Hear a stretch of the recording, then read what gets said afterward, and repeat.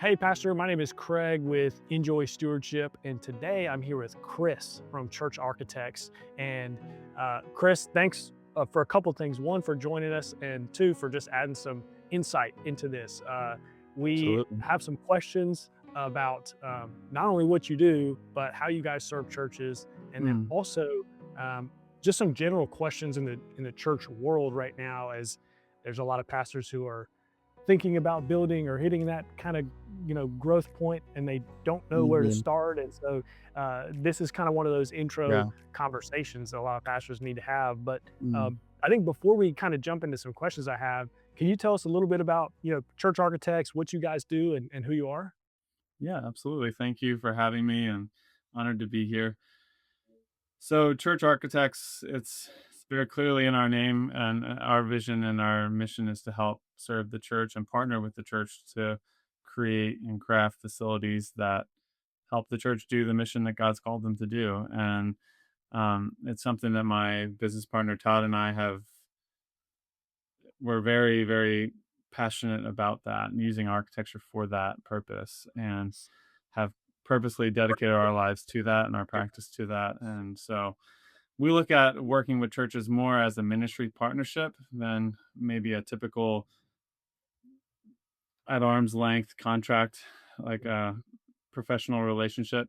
It's more of like, hey, let's link arms together and really see what God's called you to do as a church, and employ the skills and abilities that God's given us to help you guys get there together. And so that's more how we function in a much more relational role and much more partnership centric collaborative role than I think other firms typically do, just because our heart is really driven by the ministry impact of what's of every project. And Yeah. so we're based in Pennsylvania, but we work all over the U.S. And we also have a international arm that's called Conduit Collaborative. That a portion of all the fees that we Uh, generate through our projects in the U.S. go to subsidizing missions projects overseas, or subsidize providing architectural design services for missions projects overseas. And so we think that's a really cool thing that God's also done, in setting that up, creating that partnership between the two ministries. And so that when a church hires us to do their church project here in the US, there's this literal double impact of us providing design services to another Christian ministry overseas, and seeing God do Crazy. amazing things over there as well. So that's a bit about us. Man, that's awesome. Well, it's funny, we have similar language, at Enjoy. We don't have customers or clients, like these are our church partners, and we Hmm. go into partnership. And Yeah. that's, um, I think even just little things like that helps you frame why you do what you do, and what the mission is, and Hmm. why we're partnering with churches. It's not Yeah. just um, another thing that we do. It's no, we're trying to advance the gospel. This is how we help. You know, Yes. Uh-huh. so that's a one of those things that we link up with on that. So that's awesome. Okay, I have some questions that I think help me answer. So we talk to pastors every day, all day, usually Mhm. around the idea of they need to raise capital for A, B, C, D, E, F, G, right? All sorts of different things. Mhm. But one of the biggest things is building or remodeling. It's needing your services, right? They need to Yeah. have something designed and built. So, with that in mind, we're at the start of a new year. From your perspective, what are you seeing right now with churches that are Mm. actively planning to build or expand in 2026? So yeah, that's a great question. I think we're seeing a lot of churches that are actually growing, which I know I'm hearing about that in different podcasts and things that I listen to across the U.S. But there's talk of revival. There's talk of the younger generations kind of coming back into the church, and the church having to respond to that, and church is seeing incredible growth, which is an exciting thing as a Christian to see. Like, all right, the gospel's moving, people are coming back to church, and lives are being changed. And I think, yeah, we're seeing a lot. Thankfully, we've just had a lot of people continually to reach out to us. There's a lot of churches that seem to be bursting at the seams and are Right. wanting to take next steps, but aren't quite sure how they're going to do that. It's quite a complex world out there in terms of what are we allowed to do within our city Mhm. or in our town, and the laws and things. How are we going to afford this? Do we have enough space? I think a lot of times it's just how much can we actually fit on what we have. And so there's Mm. lots of these questions that churches are asking, and we love that we get to help answer those questions, and help, especially get involved as early as possible. We like to get involved in those conversations to really help churches think strategically and think long term. We use the term strategic master planning, Mm. to think how, like, what is God calling the church to do, and how can we help create or craft a facility that accomplishes that mission over time, and not just thinking about what's the first step right in front of us right now, what's the immediate need, but how is what we're going to do now going to fit into a bigger picture, long-term strategic plan. And I mean, Enjoy is the kind of organization that I think can help with that kind of strategic planning from a ministry standpoint, but we like to help from a facility and space standpoint. So there's a lot of overlap there that can happen between that kind of ministry and mission vision type conversation, and then how does your facility support that and encourage that and Right. leverage that, in a good way. So Well, I think it's so interesting the ability to have a partner that understands um, that your facility can help, move your vision forward. And so, yeah, for you guys to be able to think about it in that way, yeah, we had a conversation with a pastor uh, maybe a month or two ago, who was in a place where they needed to build. They got drawings done, a rendering, and the price just fell. They were like, "We just can't do this. yeah. There is no." The option is no, we can't do it. Mhm. But what ended up happening was they ended up going, back to that architect, or back to them, and just say, "Look, hey, here are the things that we need to do. Like, this is all we Mhm. need our ability to do is A, B, C, and D. We don't need Mhm. all this. We just need to do these things." Mhm. And we're eventually able to get what they wanted, Mhm. and make it more of a reasonable, Yeah. next step. But, you know, I think you see it. I know that we see it. There's this economic uncertainty that I think not just pastors, everybody feels a level of that. But for you guys, why do you think it's one, even possible, and two, wise for churches to move forward with Mm. a building project or remodeling or whatever, Yeah. in the coming year? Yeah, well, I think number one, I think the Lord provides for where He calls His church to go, and His economy works differently than ours, and we get the joy to see God do that like multiple times a year, every year. uh, Yeah.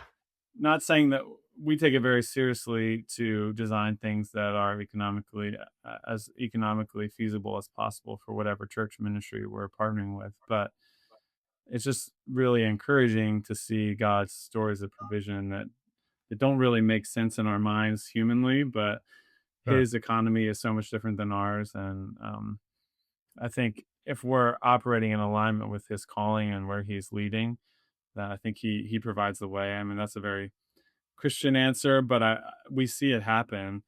Um, Yeah.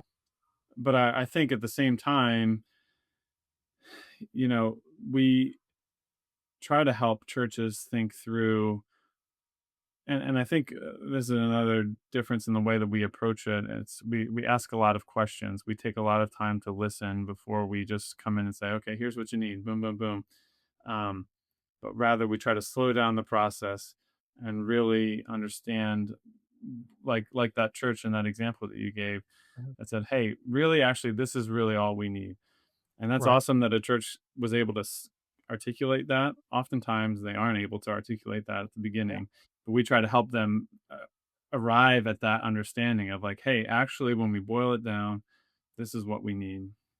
Mhm. And not only this is what we need, because I think a lot of churches think that there are things that they need that they don't actually need.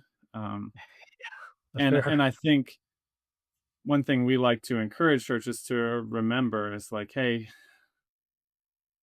the we want to never lose the sight of the mission, like getting people to like to know Christ and follow him, right? And so where are those people? What do we need to do to reach those people? And what are some things that we might have used to do or like doing, but might be extra things that we don't absolutely have to do right now?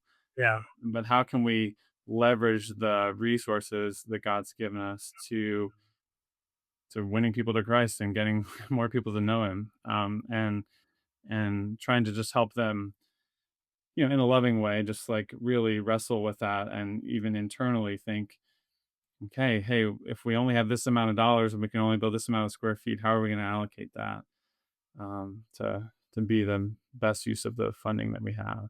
So Right. Yeah. No, I think you're dead on. I think maximizing um, not only the space but the funding, maximizing everything. Right. How do you do that? How do you do that yeah, well? And I think part of that is having good partners, and also good partners involved earlier on, right? So then hmm, you don't just start making decisions without, yeah, knowledge of what to do, especially in areas like this, right? Like, yeah, um, because you brought it up earlier. It is one of those things that there's a lot more than just designing a building. There's, yeah, building codes and there's yeah, all these things that I have no idea about. yeah, Pastors may not know about, but maybe talk a little bit about how does involving, an architect or your team earlier in the process help churches, yeah, gain that clarity, whether mm, it's the cost or the actual, you know, what you're going to do. mhm, How does that help them kind of make those yeah. wise decisions? It's a great question, and I think I 100% agree that, or think it's important for us to get involved early, because we like to help a church think through that strategic master plan, and we use that language, Right. strategic master plan. But really, what that looks like is, um, a session or sessions, many sessions, or over like a long weekend or something like that, where we meet with the different ministry area leaders and key volunteers and staff and elders and things of that nature, to really get as good of an understanding and as comprehensive of an understanding as we can of what the current challenges are that the church is facing, and also what the current vision is, like what God has been speaking and leading the church to do. So we call that a weekend intensive, where we'll spend a weekend with the church and see not only church and ministry in action on a Sunday morning, but also have all those meetings with the different stakeholders, and that really helps us gain understanding. So that's like the first step. Right. The second step is looking at the kind of code research. So looking into all of the different building codes and things like that, and doing a code review. So we can just say, okay, given what the property that the church has or is considering and all the rules and regulations, here's what's possible, here's what's not possible. The third step is a programming exercise. So that's taking what we heard and learned from the church and saying, okay, well, given what we've observed and what we've heard and what your current population is and what your current growth is, Mhm. here is looking at 5, 10, 15 years out, how much space you'll need longer term if you Wow. continue growing at this rate. And that helps us make more educated decisions as we start the design process. So all that's happened. Those first three steps have happened before we've even put pen to paper on any kind of design. Right. Um, and that all can be done as like an initial step for not that not that large of amount of money, to get a much better understanding before you even start a design process of like, what do we need? Where's God leading us? What do we need? And what can we actually do on our site here? Or do we need to look for somewhere else? Right. Well, that's super interesting because, I think the thing that really peaked for me was we talk to churches all the time that are growing, Yeah, and for you to be able to say like, "Hey, where are you going to be in 5, 10, 15 years?" This isn't we have this many people coming, so we need a building of this size. It's like, well, no, there's going to be time continues to move, and hopefully we yeah, continue to grow, and these things happen. So mhm, it's funny you led into that so well. But my next question for you guys was just, when you are designing these spaces, how do you help churches think like that too, where you can Really. say, "Hey, I know you have immediate needs and plan for facilities to support this ministry, but Yeah. how do you how do you then actually design that so that in the next 20 and 30 years, they don't have to come back and build again?" Hopefully they have Yeah. explosive growth and they do, but if not, Yeah. how do we plan like that, you know? Yeah. I mean, I think we're trying to get more creative with multi-use and multifunctional spaces. Mhm. So I think that builds in a lot of flexibility for the future. Right. Um, and I think often in an economy and in an age where construction costs more than it ever has previously, we're having to be more strategic about how we utilize every square foot. And if we can utilize a space for more than one function and get that overlap, we can really win when it comes to reducing costs and kind of maximizing impact. Um, I think also trying to think strategically about what things should be located on the building or on the property of the church and what should be out in the community. I think there's some really exciting examples of churches that are starting to um, have different sort of satellite operations in various key Oh, and yeah. strategic locations in their city or in their community. And I think that's another way to build some resiliency and some flexibility Mhm. into spaces that they're utilizing for ministry. Yeah. Um, and then Do you have an just example of that? That's so interesting. I hadn't even thought about that. yeah, I'm please forgive me if I get this wrong. We can fact check this, but Yeah. I think it's Mark Batterson and National Community Church Mhm. in DC. They're like one of the most inspiring examples that I've seen of Yeah. that. I think they own a whole city block and downtown DC, and they have a coffee shop and they have like a theater that they own and like other things that they it's like this very like entrepreneurial vision of church, not about like making money necessarily, but just like how can we expand outside of our walls and integrate into different areas in our city that we can meet people where they are Yeah. and help them experience Jesus in a really creative way. um, so that's like a big time example. Right. There's another example of a project that we designed for a church where they wanted to have a coffee shop in their lobby that was open throughout the week, and we designed the whole thing. And in the end, after praying about it and seeking the Lord, they ended up deciding to rent out like a space in a strip mall and make a coffee shop there, not on their property. But the kind of reach that they've gotten from that has just been mind blowing, that Yeah. they probably wouldn't have gotten in the same way if it was on their church property. And just because they were meeting the people where they already are, out running errands and doing these things. Um, and so for them, we were kind of bummed because we were excited about the design and and the idea of having this neighborhood coffee shop like in this church because it was in the middle of this neighborhood. Yeah. Um, but God had different plans, and it's really exciting to see them winning in that way, winning people to Christ and growing and flourishing. So It was. It's so interesting to me, I think, that I mean, you said it, the creativity that can come with, thinking about, okay, multi-use spaces or what do we need, um, in our, on the land that we have, what needs to be here and yeah. what can actually be outside and into the community. And, Hmm. because I think there's all kinds of ideas or, arguments for both, right? We Yeah. want this here, we're gonna do it there. And so I think, uh, for you guys to be able to have those conversations and Yeah. connect with pastors who are trying to figure that out, because I think Hmm. that's a when they're in this place of needing to Yeah. build or needing to take steps, that's a, probably top of mind every morning, Yeah. "Okay, what are we gonna do?" So it's just super interesting, and I think, Yeah. hopefully helpful. Um, I so actually had l one other idea or one other yeah, story I wanted to share, if that's okay. 100%. um, Yeah, I won't stop you.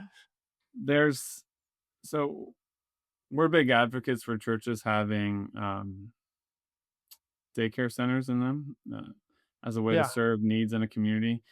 And just a real quick aside or a clarification, daycare meaning kind of full day, everyday care Yeah. options for parents who are working, who need a good place for their children to be, where they're safe Right. and they're learning about God, they're being cared for.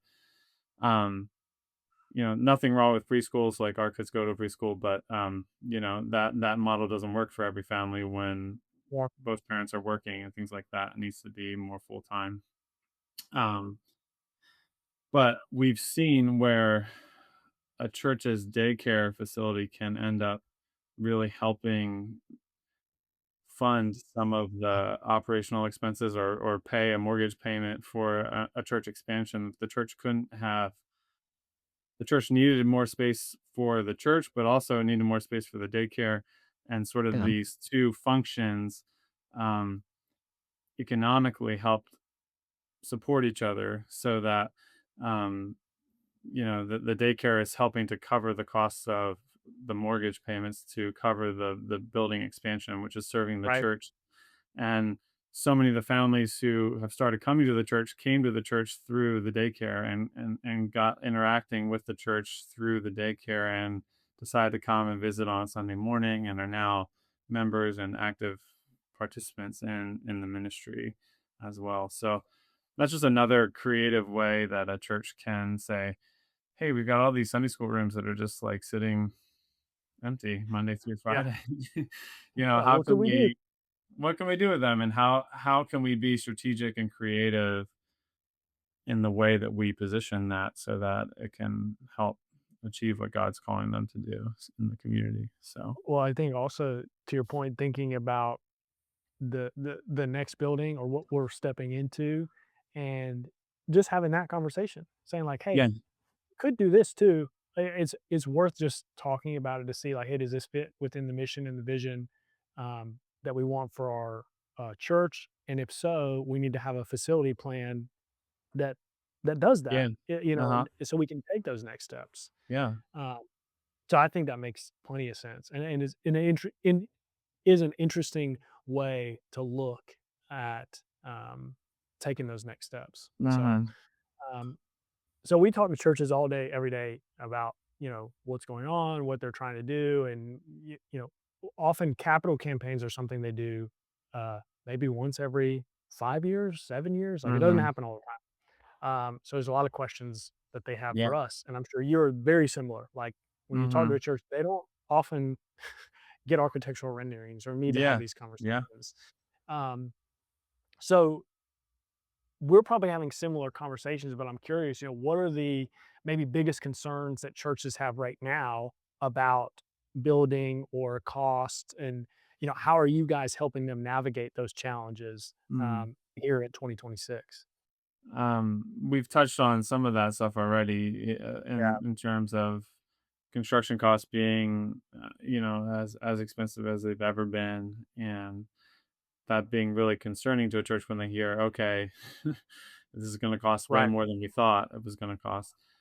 Um, but I think some of the things that that they we help them navigate that challenge with is helping them get really clear about what it is that is the most important thing, and help even prioritize those that list of needs or wants for their facility, and think about phasing, Mhm. because a big thing in phasing is you would hate to do something now that would kind of paint yourself into a corner for the future, where you couldn't do Yeah. steps 3, 4, and 5 because of what you did on step one.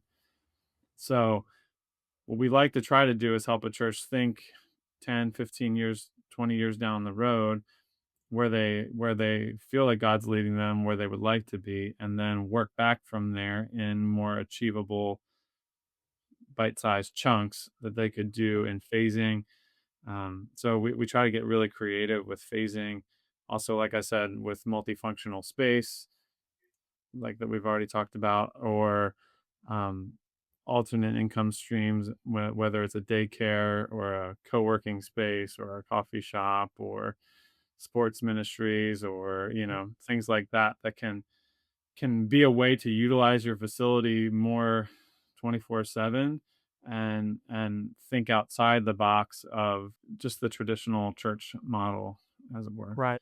My personal church, we're very involved in the foster and adoptive care ministry in our county in Pennsylvania, and our church hosts all kinds of trainings and um, not that we're like leading the trainings, but we're just providing the facility for the county to come in and do trainings for all their social workers or Mhm. celebration breakfasts and meals and um, ceremonies for different adoptive families that have adopted kids this past year and families that are in the foster care, like doing foster care and really loving on them well.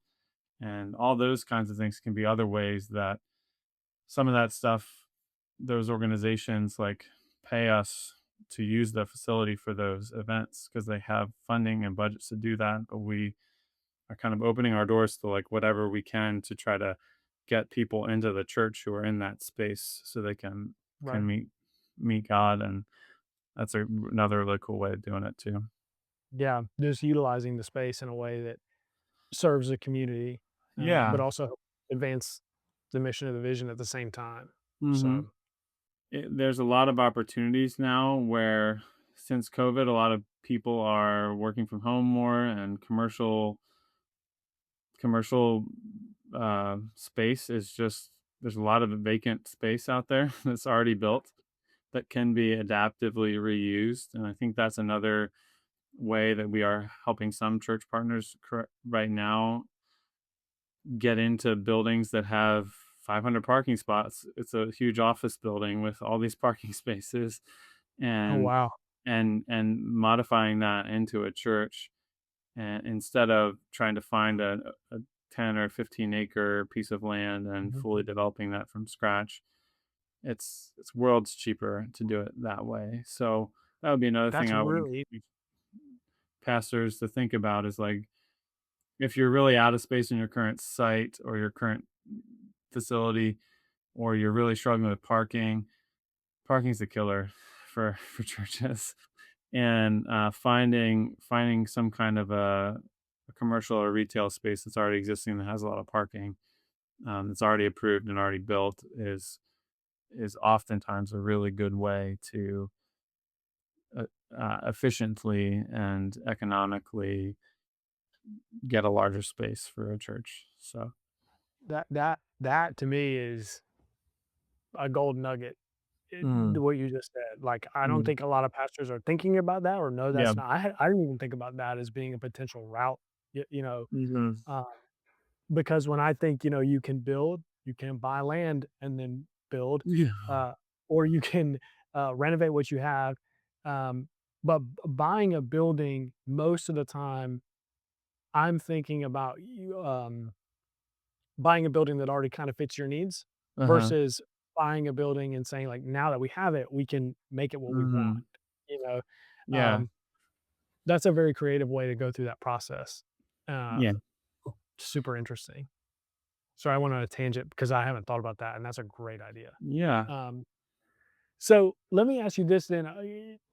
Hopefully, the pastors that are watching this are they're probably thinking about we need to build or we need uh-huh, to take a next step. So, for the pastor or the church leader that feels called to lead a building project, but hmm probably feels overwhelmed, yeah.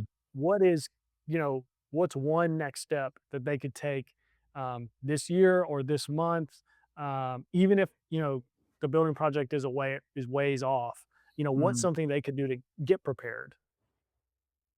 Yeah, I think the most effective thing is just to have a very clear vision for what it's not just like, oh, we need more space because it's tight in here, but it's like, hey, Right. we want to reach our city or we want to reach this particular demographic, or God has called us to do this specific thing, and we can't do that thing here.